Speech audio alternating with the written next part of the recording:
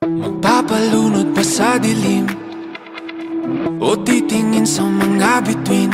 Tutulugan ng gabi o ito'y aangkinin. Ipapabukas ko na lang ba ulit?